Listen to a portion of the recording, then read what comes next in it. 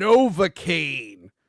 Novocaine tells the story of Nathan Kane, who can't feel pain, as the tagline says there. Yes, he has a rare condition where he can't feel any pain, so he lives a miserable life because he never knows when he's in danger or not. He falls in love with the hot chick from Prey, and she gets kidnapped by a bunch of Santa Clauses, and it's up to him to avenge her, to go and rescue her with the help of the guy from the Spider-Man movies, who's his online friend because he doesn't have real-life friends. He plays basically the same role in this as he does in Spider-Man. Exactly. Yeah. And yeah, Novocaine goes on an adventure. Hijinks ensue. He gets into a lot of brutal fights. And his superpower is he can't feel pain, but he can get hurt. Although not as much as he probably should have, technically. Yes. I had fun with this. I saw this yesterday. Actually, I had to reschedule seeing this 3 times. Because the day I was supposed to see it was the day I got horribly sick. And then I kept pushing it off like a day, and I just wasn't getting better. So yeah, I almost didn't see this movie, and I was going to apologize to you guys, but I was able to make it yesterday. You should have just fought through the pain like Novocaine. I can do it. And you're just throwing up in the theater like, I must for the fans. Ew.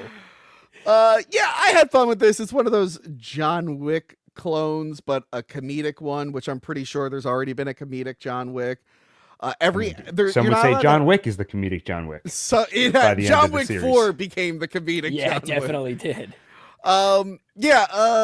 It is a shame it's really hard to just do straight up comedies these days. They all have to be action comedies.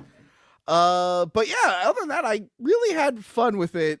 I was trying to turn my brain off, but there were some moments where I'm like, even if he can't feel pain, he's not going to be able to walk or use those limbs. Like I know you can't feel, but at some point you've burnt and shattered your knuckles so much that they're just not going to bend anymore. Also, his face would have been super swollen, like after like the first fight. But then if I'm going to nitpick that, then I got to nitpick every superhero or action film ever. Joey C., what did you think of Novocaine?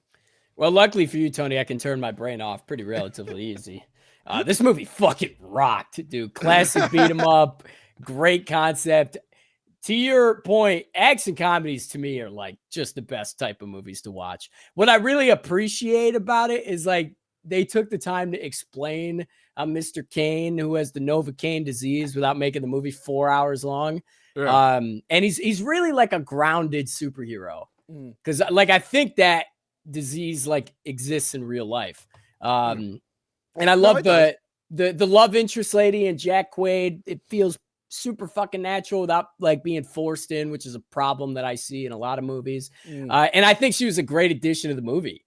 But I do feel like the writing and the choreography are better than it should have been for this movie. And the kitchen fight scene stood out especially. I cringed a lot during this movie. This movie made me cringe more than any other movie. When they were like torturing him, I was like, I don't like that.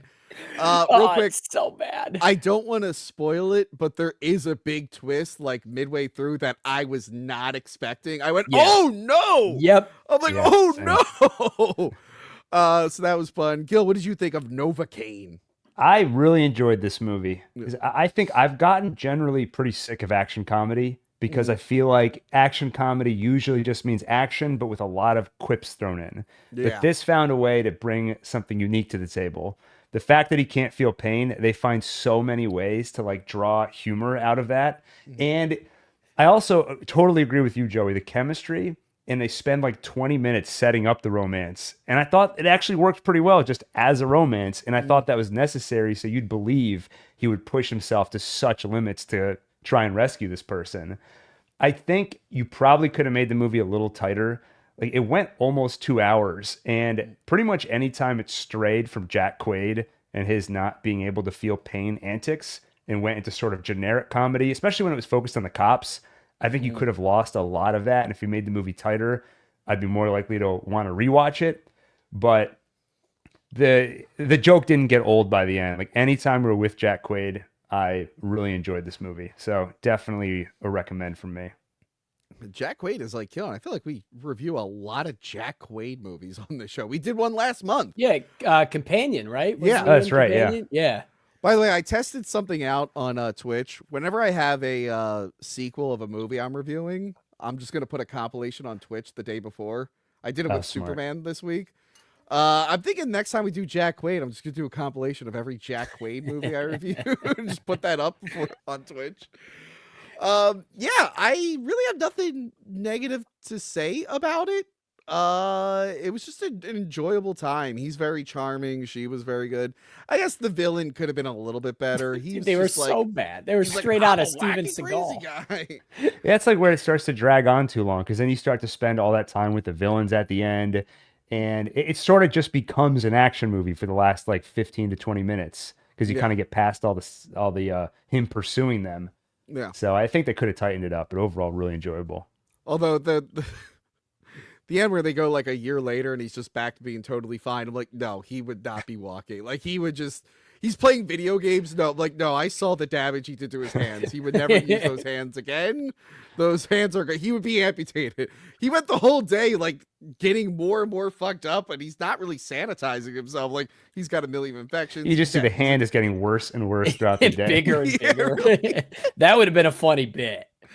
Well, they at least halfway did it because that hand took so much trauma. And like a few times in the movie, people are like, "What is going on with your hand?" It's so gross. Just for once with these like action movies, I do want to see like someone's head swelling up realistically. They never do. You ever see that with like boxers and fighters? Right. Yeah, just get massive. I would they show just, like, they really I was sell actually the going to show a pain. picture, but then I don't know if YouTube will say like, "Oh, that's violence" or whatever. But yeah, look at the lady, Joanna, I can't pronounce her last name. Look up her picture. She went viral a few years ago because her head like ballooned up during the Huge. fight. I just want to see that in an action movie where a guy gets into one fight and for the rest of the movie, he's just got this ballooned up. Yeah, it might be thing. tough in the audience. You're just like, I don't want to like look at it. It's so... Although in real life, like if you're fighting for like 5 minutes, you're just gonna get tired. You're not gonna be able to go on an adventure afterwards. Like I need to lay down. No. They explain that. You need an EpiPen. Right. He's constantly. I really want to get one of those now. I wanted one after the Batman where he like injects his leg. Oh yeah.